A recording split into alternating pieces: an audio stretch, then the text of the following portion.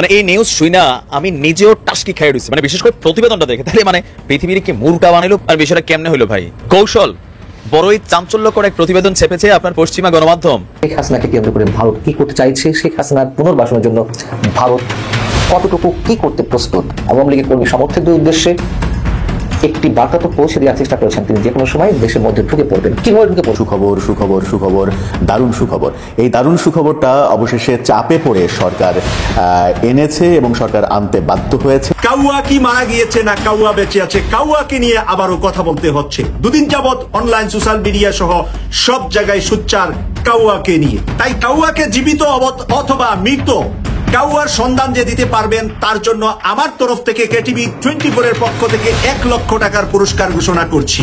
তিনি ভারতীয় গোয়েন্দা সংস্থা RAW তার চর এবং ষড়যন্ত্র করে অন্তর্বর্তী সরকারের পতন ঘটিয়ে শেখ হাসিনার সরকারকে পুনরায় ক্ষমতাসীন করার চক্রান্তে তিনি জড়িত। তিনি ভারতের কাছে ক্ষমা চাইলেন এবং তিনি বার্তা পাঠালেন যে আমি পদত্যাগ করতে চাই, আমাকে ছাড় দেওয়া হোক। এই অন্তর্বর্তীকালের সরকার প্রধান ডক্টর ইউনূসের টনক কি নড়ে গেছে। আসসালামু আলাইকুম দর্শক, আরো একটি নিউজ ভিডিওতে আপনাদের সবাইকে স্বাগতম। দর্শক, আজকের ভিডিওটা কিন্তু অনেক বেশি গুরুত্বপূর্ণ হতে যাচ্ছে, কারণ আমি আপনাদেরকে আজকের ভিডিওর শুরুতে কিছু শিরোনাম দেখিয়েছি। যে এই শিরোনামের ভিডিওগুলো দেখে আপনারা হয়তো বুঝতে পারতেছেন যে আসলে আজকের ভিডিওটার টপিক কি। হ্যাঁ দর্শক, কথা বাড়াবো না, সর্বপ্রথম আমরা কিছু প্রতিবেদন দেখে নেব। যে এই প্রতিবেদনগুলোর কিছু কিছু অংশ, বিশেষ কিছু অংশ কিন্তু ভিডিওর শুরুতে দেওয়া হয়েছে। সেই অংশগুলো দেখে হয়তো আপনারা মূল ভিডিও দেখার জন্য সামনে এগিয়েছেন।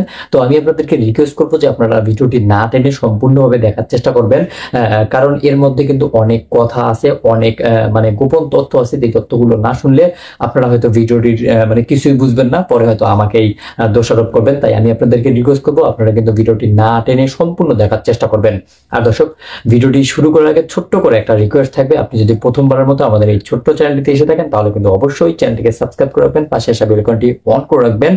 আর সম্পূর্ণ ভিডিওটি না দেখে প্লিজ কেউ বাজে মন্তব্য করবেন না। তাই আমরা আর কথা না বাড়িয়ে সর্বপ্রথম আমাদের ভিডিওগুলো দেখে নেব। ইনকিলাব ইনকিলাব জিন্দাবাদ জিন্দাবাদ। মানে আমার নাহিদের আওয়াজটা দেখেন, ছেলের মধ্যে জোশ আছে, কিন্তু যেদিন জাতীয় নাগরিক পার্টির উদ্বোধন হইলো তা নাহিদের প্রথম আওয়াজটা যেরকম ছিল ইনকিলাব ইনকিলাব, এরকম গলাটা একটু ডাউন হয়ে গেছিল। তবে পরিস্থিতি যা ধরছে আরো ডাউন হয়ে যাবে। বিএনপি একের পর এক এমন সমলক্ষ টাইপের কথাবার্তা বলছে, বাপ ডাকাইয়া আদায় করে নেব। হ্যাঁ, 3টা সিট পাবার টেঙ্গি তুলে কথা বলো। কারে বলছে জানি না, জামাত না জাতীয় নাগরিক পার্টি। ফজলু কাকা তার ঘোষণার পর পর আমরা দেখলাম এই যুগের ইয়াং ডেশিং ব্লুটুথ বয় ইশরাক, ইশরাকের একটা বক্তব্য গতকালকে থেকে মিডিয়াতে ভাইরাল। বিএনপি নেতা কর্মীরা অনেকটা এনার্জি পাইছে, কজ তিনি এখন রানিং একজন মেয়র, কিন্তু সম্ভবত শপথ নিবেন কিনা আমি জানি না। যাই হোক, হঠাৎ করে ডক্টর মোহাম্মদ ইউনূসের সরকারকে একটা অদৃশ্য ঝড়ের মোকাবেলা করতে পেরেছে বিএনপি, এবং ইশরাকের যথেষ্ট জনপ্রিয়তা আছে। তিনি বলছেন এই বছরের মধ্যে যদি নির্বাচন না দেয় তাহলে জনগণকে সঙ্গে নিয়ে নির্বাচন আদায় করে নেবে। কবে? 2025-এর মধ্যে। তাহলে যারা ফেসবুকে, ইউটিউবে জামাত ইসলাম সহ যারা জনমত তৈরি করে চাচ্ছেন ডক্টর ইউনূসকে আরো 5 বছর রাখার জন্য, কল্যাণকর হবে মনে করছেন, ক্যাম্পেইনিং করছেন। অনেকে বলবেন জামাত আপনি দেখছেন, হ্যাঁ, ডক্টর ইউনূসকে 5 বছর রাখার জন্য সবচেয়ে বড় ভূমিকা জামাতই রাখতেছে। কারণ আমি না, মানে কেউ কেউ বলেন, নাহিদও কইছে জামাত যদি নির্বাচন হয় ভাই এদেরকে মানুষ ক্ষমতায় আনবে না। তো এখন এরা যে একটা এনজয় করতেছে চারদিকে, এই এনজয়টা কিন্তু ইউনূস সরকারের আমলেই সম্ভব। বিএনপি আসলে জায়গায় জায়গায় খেলা শুরু হয়ে যাবে, এমনি বিভিন্ন জায়গায় হচ্ছে। সো নিউট্রাল বা ইন্টারিম গভর্নমেন্ট থাকা পর্যন্ত জামাতের বিভিন্ন জায়গায় ব্যবসা বাণিজ্য প্রতিষ্ঠান, পদ পদবি, বিভিন্ন সেটেলমেন্ট এটা কিন্তু এই সরকার আমলে হচ্ছে। পরবর্তী রাজনৈতিক সরকার আসলে জামাত পারবে না এতটুকু এনজয়মেন্ট করতে। তো এই কারণে অনেকে মনে করছেন, আমি আমার পরিচিত ফেসবুক, আমি সবসময় কথাগুলো বলি on my base on my Facebook friends and followers. আমার পরিচিত অনেক মানুষ আছে জামাতের অনেক বড় বড় নেতা, তারা দেখি যে ডক্টর মোহাম্মদ ইউনূসের মানে প্রধানমন্ত্রী থাকার বা আগামী সময়টা তিনি যেন ক্ষমতায় থাকেন, এটার পক্ষে তাদের কিন্তু অবস্থান। আইডি থেকে শেয়ারও দেখছি, হয়তো অনেকে আমার এই নিউজটা দেখে বুঝছেন, আপনাকেই বলছি। তো যাই হোক, এখন আপনার ভেরিফাইড ফেসবুক পেজে তিনি একটা পোস্ট করেছেন, সেখানে তিনি বলছেন নাহিদের পরে আসিফ এবং মাহফুজ ফুল মন্ত্রীর মর্যাদা যারা এনজয় করতেছে, তিনি বলছেন যে ছাত্র প্রতিনিধিদের অবিলম্বে পদত্যাগ করার আহ্বান জানিয়েছেন ইশরাক। কেন?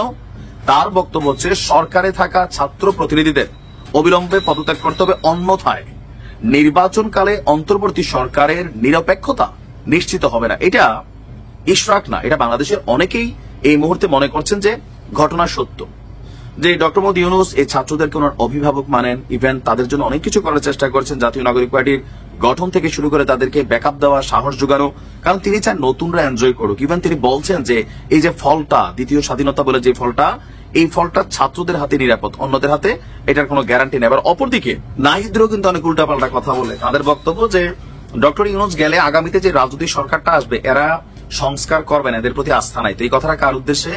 বিএনপির উদ্দেশ্যে। রাজনীতির কথা তো কেউ কেউ নাম নেয় না, কিন্তু আমরা বাঙালি জাতি কখনো কলকাতা বলি না, মানে বোঝা জাতি, তাই না? কলিকাতা হারবালও বুঝে, কেউ ডাবল সেন্টেন্স বুঝে। তো যাই হোক, তো সেখানে আমরা কিন্তু বুঝতে পারি যে কে কাকে কোথায় মেনশন এবং ইশারা ইঙ্গিত দিচ্ছে। গেল কয়েকদিন আগে মির্জা ফখরুল ইসলামের একটা বক্তব্য ছিল, বিষয়টা অনেকে হালকা নিছেন না। তিনি কিন্তু বলছিলেন আরেকটা 5ই আগস্টের প্রস্তুতি নেন। তো ওই 5ই আগস্ট ছিল শেখ হাসিনার বিরুদ্ধে, ফ্যাসিজমের বিরুদ্ধে। বাট এই 5ই আগস্ট আসলে কিসের বিরুদ্ধে? রাজনৈতিক নেতাকর্মীদের প্রস্তুতি থাকার জন্য তারা বলছেন রাজপথে নামবে কিন্তু বিএনপি, আর এই নামাটার পরে খেলা অন্যদিকে ঘুরবে। অলরেডি ঘুরে গেছে হেফাজতের দিয়ে, দেখেন নাই? হেফাজত বলছে অবিলম্বে নির্বাচন চাই। এখন গতকালকের আলাপ আলোচনার পরে আমি বলছিলাম যে জামাতের বিকল্প হিসেবে হেফাজতের বিএনপি পিক করবে, কইরা ফেলছে। গতকালকে নিউজটা দেখছেন তো? হেফাজতে বলছে অবিলম্বে নির্বাচন চাই।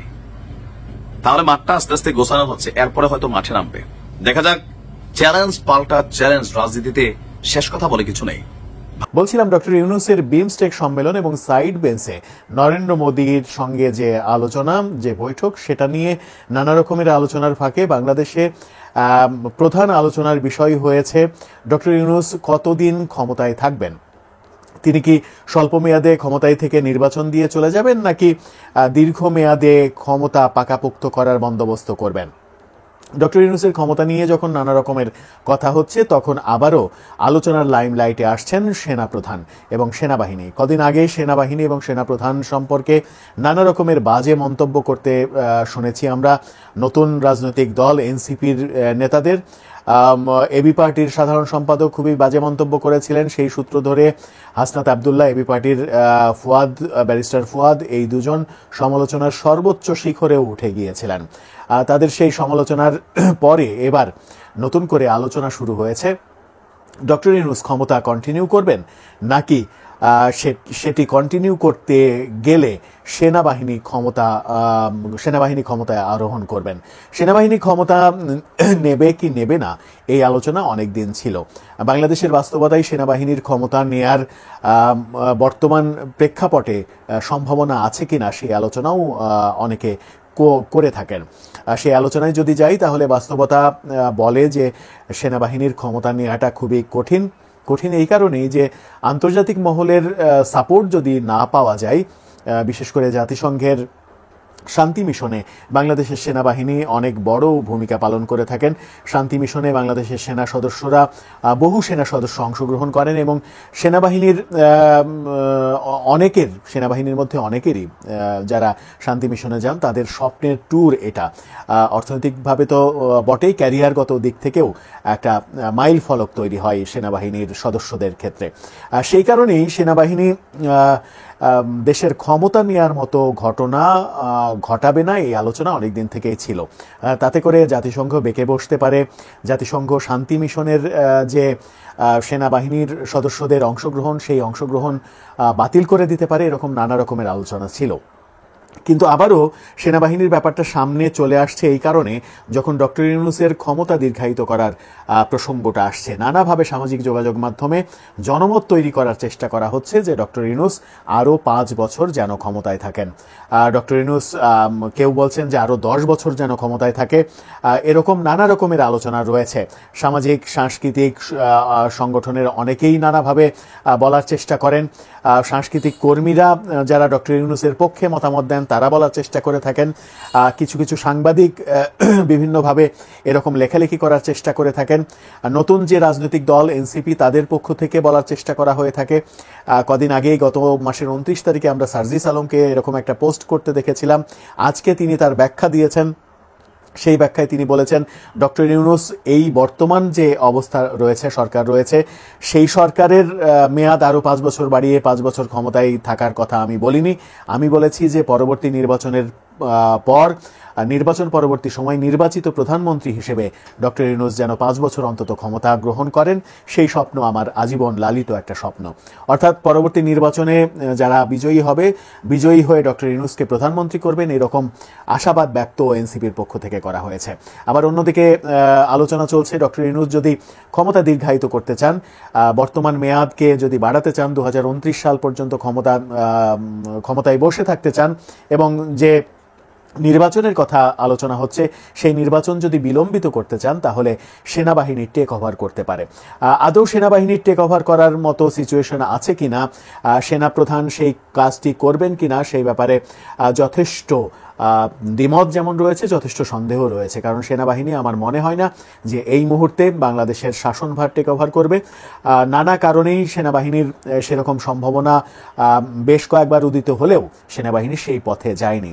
সাম্প্রতিক সময়ে যে জরুরি অবস্থা জারির প্রসঙ্গ এসেছিল, বিশেষ করে সেনাবাহিনীর বিরুদ্ধে নানা রকমের উস্কানিমূলক কর্মকাণ্ডের পরে সেই ব্যাপারটা সামনে এসেছিল বেশি করে, তখনও কিন্তু সেনাবাহিনী এবং সেনাপ্রধান জরুরি অবস্থার দিকে যাওয়ার জন্য রাষ্ট্রপতির শরণাপন্ন হননি। আপনার ভারতের অনেক বড় বড় গণমাধ্যমগুলা তারা জানাচ্ছে যে আপনার ভারতের নরেন্দ্র মোদী আর হচ্ছে আমাদের বাংলাদেশের অন্তর্বর্তীকালে সরকার প্রফেসর ডক্টর ইউনূস, এই দুজনের যে বৈঠকটা, এই বৈঠকটা ঘিরে আপনার নরেন্দ্র মোদীর যেই প্রথম কথাটা ছিল, আমি ডিরেক্ট পয়েন্টে যাচ্ছি, আপনি একটু মনোযোগ সহকারে শুনবেন। প্রথম যে পয়েন্টটা ছিল সেটি হচ্ছে যে বাংলাদেশে আগামী নির্বাচনে কিভাবে আওয়ামী লীগকে ফেরানো যায়, এবং আপনাদের বাংলাদেশের সাবেক প্রধানমন্ত্রী শেখ হাসিনার বিরুদ্ধে যত কেস মামলা, মানে মিথ্যা কেস মামলা, যত কেস মামলা দায়ের করা হয়েছে, সমস্ত কেস মামলাকে শেষ করতে হবে এবং আপনাদের সাবেক প্রধানমন্ত্রীকে বাংলাদেশে ফেরাতে হবে।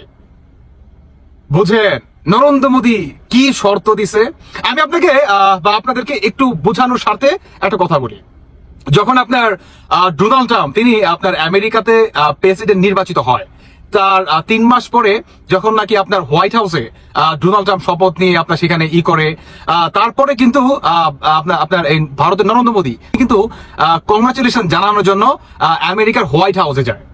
ভারতের নরেন্দ্র মোদী সেখানে কিন্তু আর কোন দেশের প্রেসিডেন্টকে কিন্তু দেখা যায় নাই, শুধুমাত্র ভারতের নরেন্দ্র মোদীকে দেখা গেছে। এবং সেই আপনার মিটিংকে ঘিরে বা সেই সাক্ষাৎকারকে ঘিরে আমাদের বাংলাদেশের প্রসঙ্গেও অনেক কথা তুলে ধরে ভারতের নরেন্দ্র মোদী। সেখানে সবচেয়ে বড় কথাটা ছিল যে আগামী নির্বাচনকে কেন্দ্র করে বাংলাদেশের সেখানে আওয়ামী লীগকে ফেরাতে হবে এবং বাংলাদেশের সাবেক প্রধানমন্ত্রী শেখ হাসিনা তাকেও বাংলাদেশে ফেরাতে হবে। তবে এইটার প্রসঙ্গে আপনার ডোনাল্ড ট্রাম্প কি বলে যে বাংলাদেশ প্রসঙ্গে আমি সম্পূর্ণ দায়িত্ব কিংবা হ্যান্ড ওভার করলাম ভারতের নরেন্দ্র মোদীকে। বাংলাদেশের এই যে অবস্থা, এই অবস্থার জন্য কিন্তু বাংলাদেশের মানুষ দায়ী নয়, বাঙালিরা দায়ী নয়, আমরা দায়ী নয়। এটার সম্পূর্ণ ভার কিন্তু নিতে হবে ইউনূস। উনি জীবিত থাকেন, ক্ষমতায় থাকেন আর না থাকেন, এর দায়ভার সম্পূর্ণই নিতে হবে ইউনূসকে এবং ইউনূসের সাথে যে হিজবুত তাহরির। আপনি জানেন যে গতকালকে ইতিমধ্যে বা আমেরিকান একজন সিনিয়র জার্নালিস্ট লরা, যিনি খুব ইনফ্লুয়েন্সিয়াল, তিনি ওনার এক্স স্ট্যাটাসে সরাসরি নাম নিয়ে বলেছেন যে এই মাহফুজ উনি হিজবুত তাহরির সদস্য এবং বাংলাদেশ বর্তমান সরকারের উনি একজন উপদেষ্টা মন্ত্রী পর্যায়ের। সো আপনার সাথে এই ব্যাপারে আমার কোনো ডাউট নেই। আমি যেটা বলছি, ঐতিহ্যগত ভাবে বাংলাদেশের সাথে ইন্ডিয়ার সম্পর্ক কোন ধরনের খারাপ নয়। এই মুহূর্তে যে অবস্থাটা উনি সৃষ্টি করছেন মেটিকুলাসলি ডিজাইন করে, যে এই সম্পর্কটা যে বাংলাদেশের একটা শ্রেণী তৈরি করেছেন ওনারা কোটি কোটি টাকা করে, যে ভারতবর্ষের বিরোধিতা করতে হবে, ভারতবর্ষ বলতে আমি বলছি বর্তমান ভারতের বিরোধিতা করতে হবে। এবং এই যে উগ্রতা, এই যে রিলিজিয়াস উগ্রতা, এটা কিন্তু পিএম মোদী যখন হোয়াইট হাউসে এসেছিলেন, আমি সেখানে ফিজিক্যালি উপস্থিত ছিলাম, ওনারা দ্বিপাক্ষিক ডিক্লারেশনে বলেছেন ডোনাল্ড ট্রাম্প এবং মোদী যে নট অনলি ভারতবর্ষে, আমরা ইন্দো প্যাসিফিক জোন সহ সারা পৃথিবীতে কোন ধরনের ইসলামিক অন্যান্য যে কোনো ধরনের উগ্রবাদকে আমরা প্রতিহত করব, and we mean it। এটা ওনারা বলেছেন। ধরনের ক্যাম্পেইন তৈরি করা, বিভিন্ন ধরনের ন্যারেটিভ তৈরি করে, যেমন তারা আয়না ঘরের কথা বলে, যে বিষয়টা হলো তারা কিন্তু কখনই এটা প্রমাণ করতে পারে নাই যে আয়না ঘর বলতে মানুষের কাছে কিন্তু আয়না ঘরের কোনো ডেসক্রিপশন নেই। হোয়াট ইজ আয়না ঘর? আয়নাঘর, তারপর তারা বললো যে আয়নাঘর তারা তৈরি করলো। আমার এটা প্রমাণিত যে কারণ সেসবগুলো নতুন রং and everything, you see that. হ্যাঁ, আমরা ওই আমি শুধু বলে আপনাকে দিচ্ছি, সেই আয়নাঘর দেখানোর জন্য তারা মানে পৃথিবীর কোন সাংবাদিক নিল না, যে সকল সাংবাদিকরা এই মেটিকুলাসলি ডিজাইন ক্ষমতা দখলের সাথে যুক্ত ছিল, তাদের একজন বা দুইজনকে নিয়ে গিয়ে তারা ভ্রমণ করে সেটা প্রচার করলো। হ্যাঁ, কিছু কিছু মানুষ তো অপুলকিত হবেই এসবগুলো দেখে, কিন্তু এই যে হিজবুত তাহরির যে সদস্য, বর্তমান সরকারের যে উপদেষ্টা, সরকারি উপদেষ্টা, আমি এটা প্রতিবাদ করছি, বাংলাদেশের এখন কোন সরকার লিগাল ভাবে নেই, অতএব তারা জোর করে নিজেদেরকে এসব বলছে। এবং বাংলাদেশের, আমি সবচেয়ে কম করে বলি যে বাংলাদেশে যদি আপনি গান পয়েন্টেও ধরেন, তারপরেও 33% মানুষ এই যে রাজনৈতিক পার্টি সবচেয়ে প্রাচীনতম উপমহাদেশে আওয়ামী লীগের সাপোর্টার রয়েছে। তাহলে যদি 33% 18 কোটির হয়, তাও তো এটা একটা বিরাট সংখ্যক নাম্বার।